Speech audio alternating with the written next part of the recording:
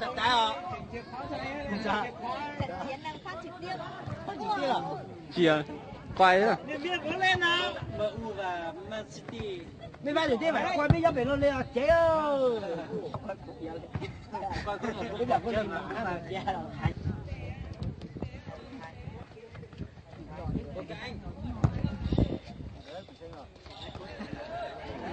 Đi mua nè.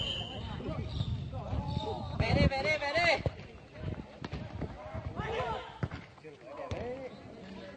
Đây, đây. Kéo sang kìa, mua kìa. Yellow phản công. Ấy sao tối ra? Ấy sao tối ra? Xuống. Nhà chúng ta mua.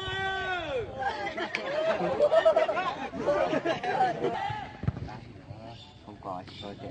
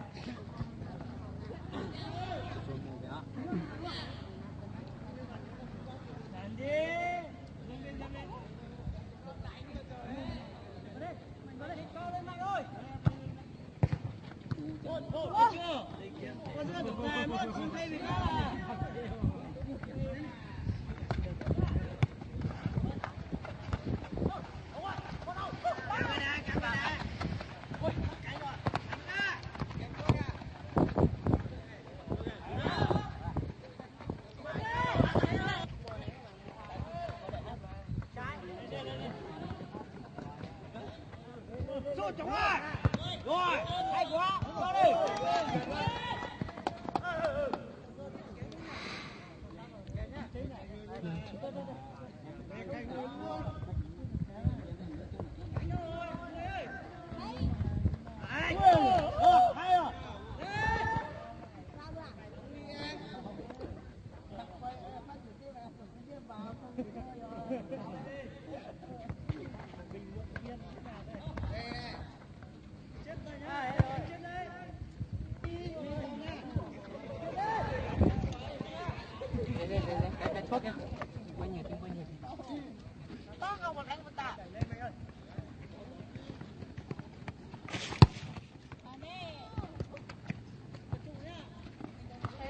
Nhìn ra nó có thể thắng đâu, nhưng thầy một game đi đưa cái báo ra.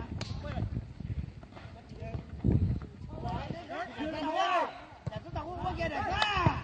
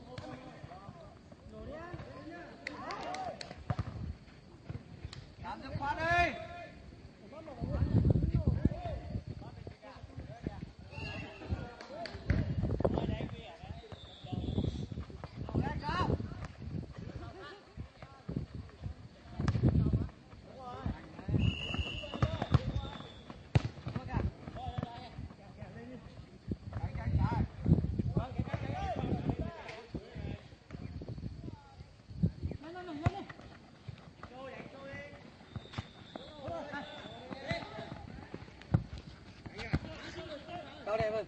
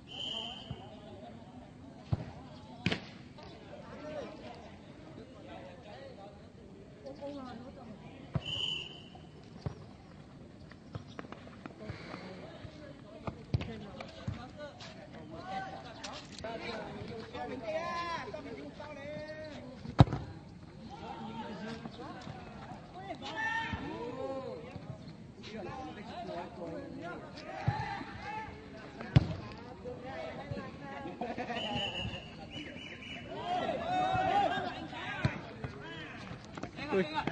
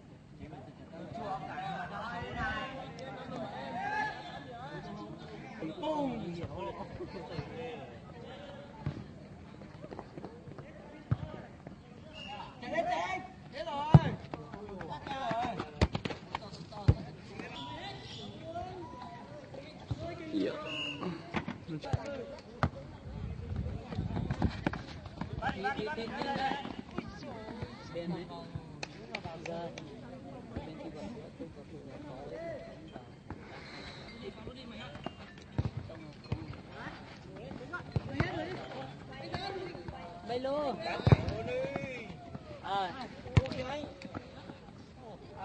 Sao là em à?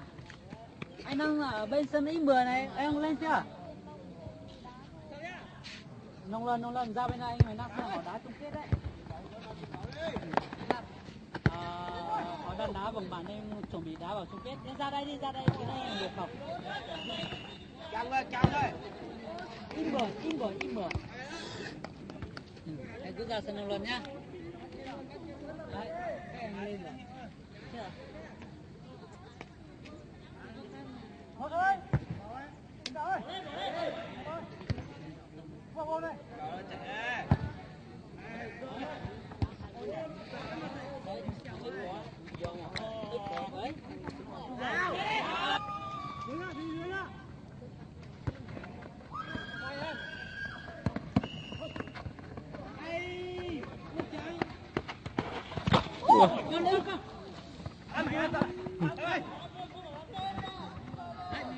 Kìa.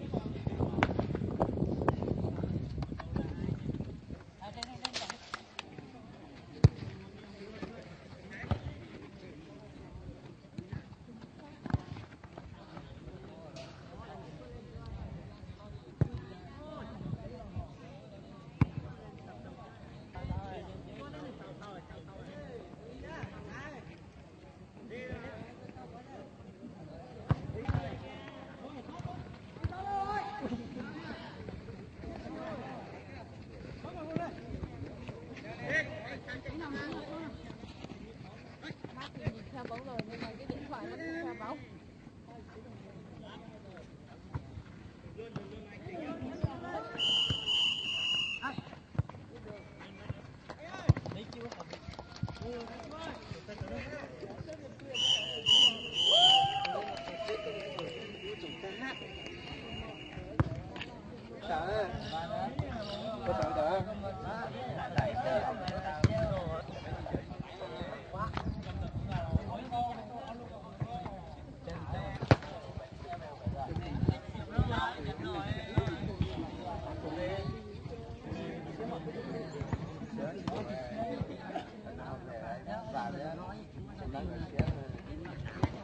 Chú này có anh Su à? Lá kia anh Su nào?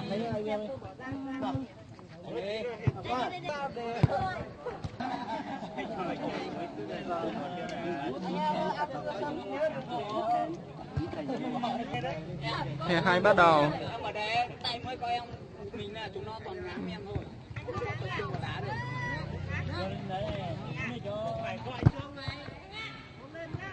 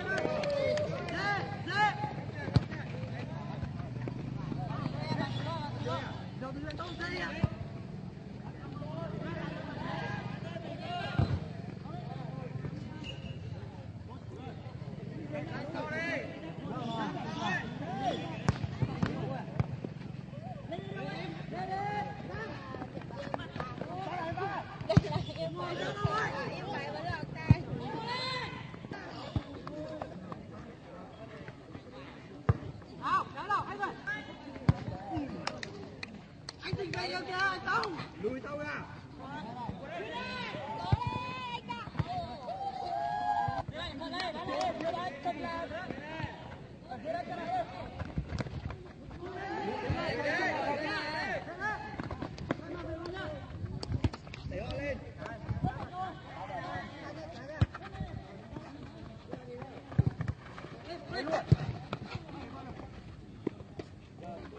Lên mày ơi.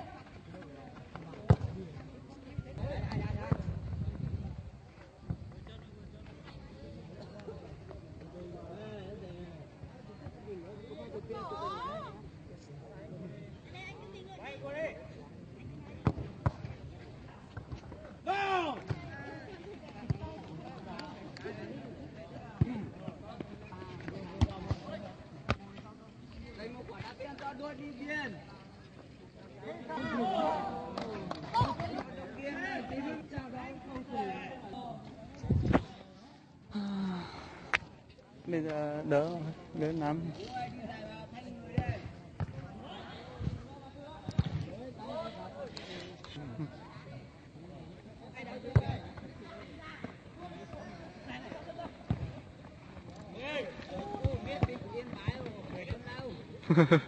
Nhìn người á. Soi á.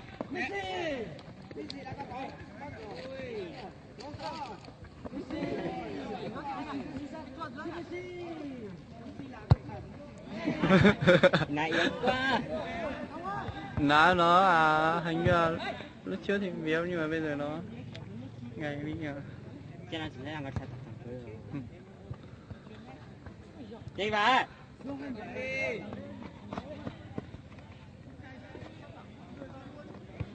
Ba. Ra kìa. Rồi.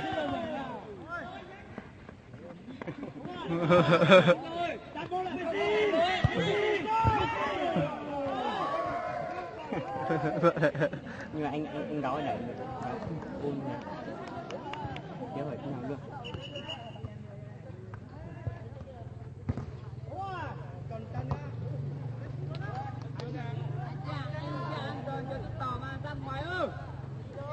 Hai cái tụ đang áp cuốn luôn.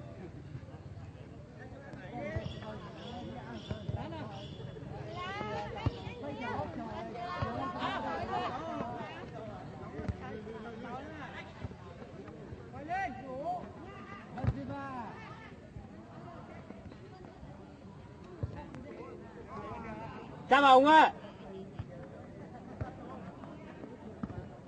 Ta nhớ của mình là ta chọn ta Sao được trôi ở trên mùa.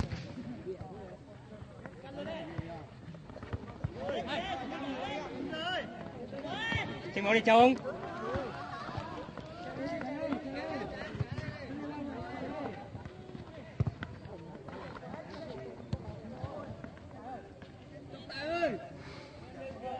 Anh ra sơn để thay ra áp cú vào sơn nào.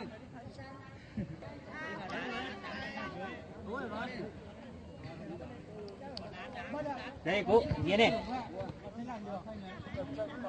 Còn chưa chặt tay mà đâu mà sơn rồi. Tay kia. Anh tìm thuốc ở ngoài ấy.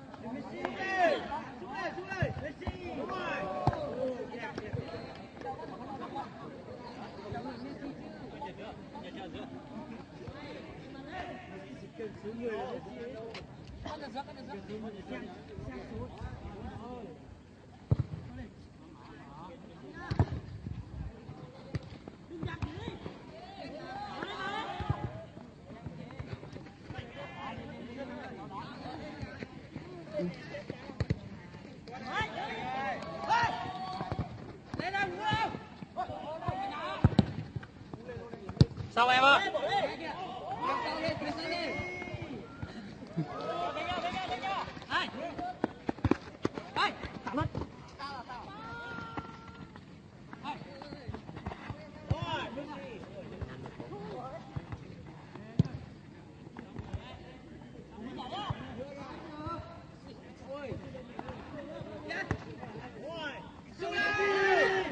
Nhìn hả? Không biết được kìa.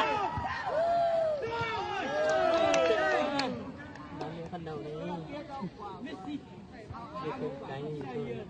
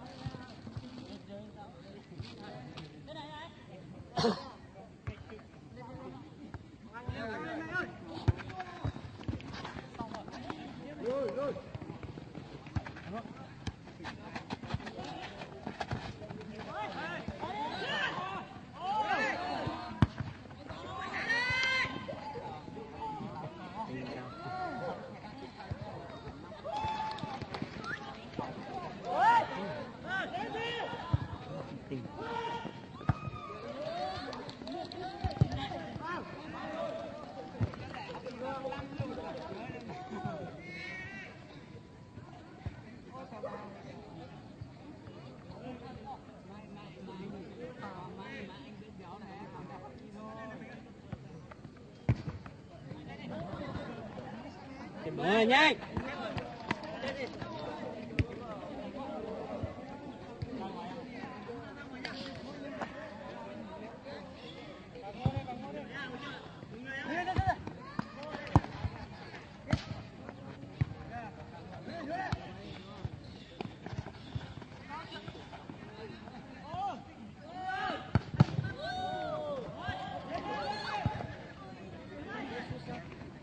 Số lôi nào á.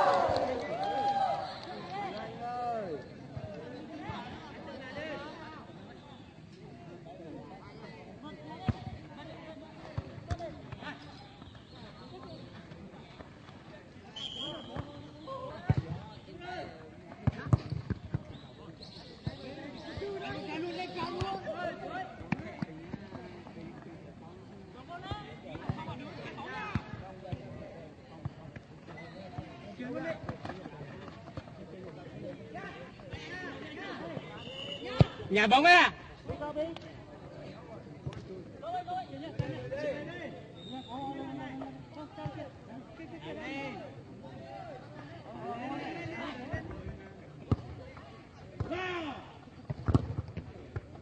Sút. Trả ơi, có nào.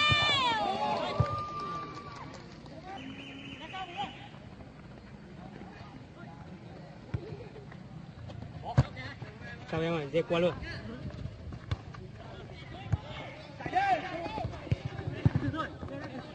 Nhà này tại sao đó.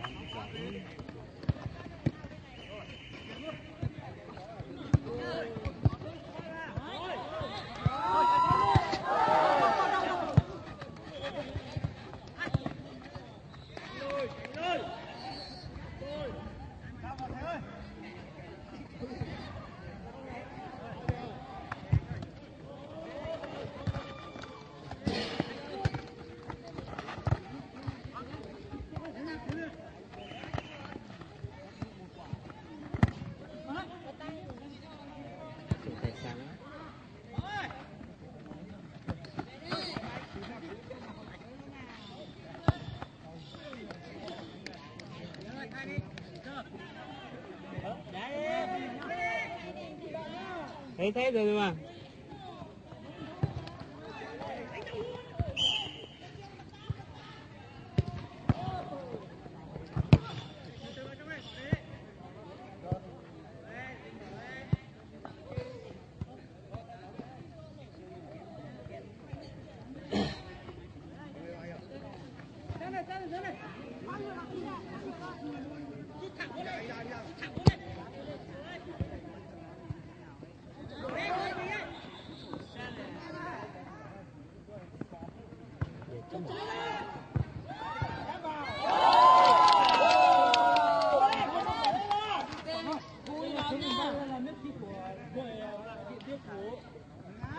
Đại diện cho đội FN Bồ nha.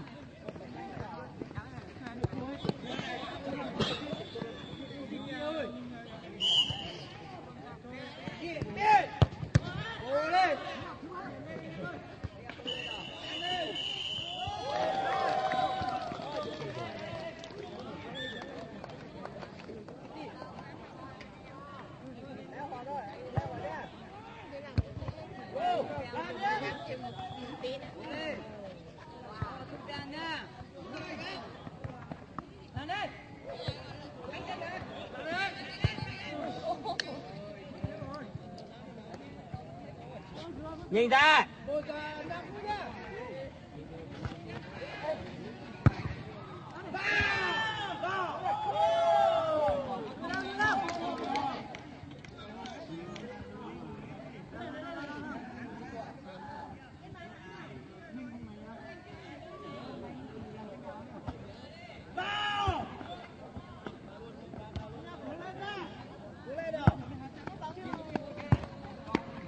Nhanh nhanh cuối hết rồi.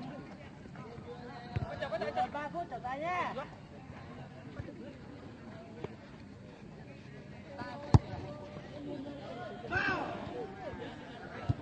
Nào nào. Đi sao?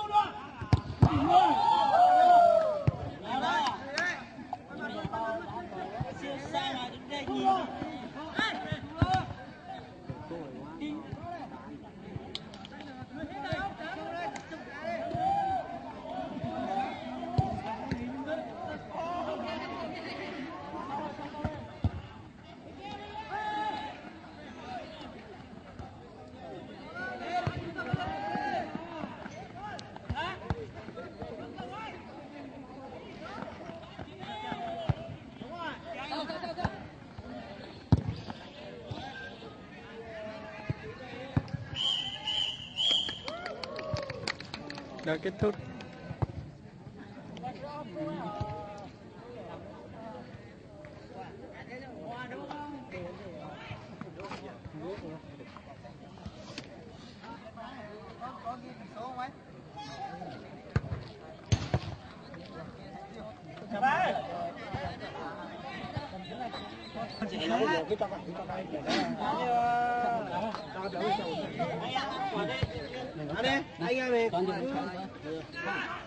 Nhà lại nó bọc bùa tặng cỡ lò.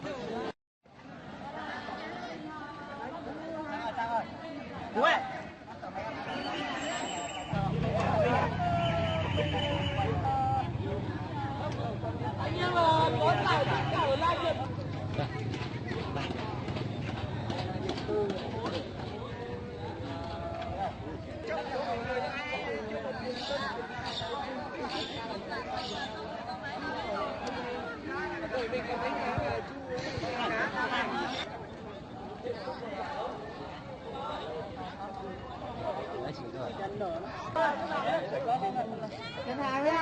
Em cái tí nào? Thôi 3 giải kia tiếp thôi, chả đi giải thì vào tiếp nào.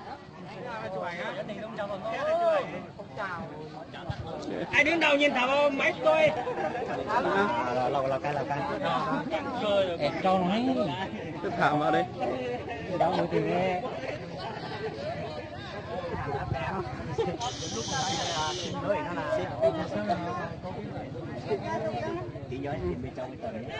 Rất vui, hôm nay là trùng 30 tháng 4 giải phóng miền Nam và 1 tháng 5 ngày quốc tế lao động. Anh em đã bay là rất vất vả rồi. Hôm nay là gọi là có những cái rất tốt đẹp. Trước tiên là thay mặt ban liên lạc thì em mong thấy tất cả các trường các đội đã tham gia nhá. Đầu tiên thì có hạn nên mình sẽ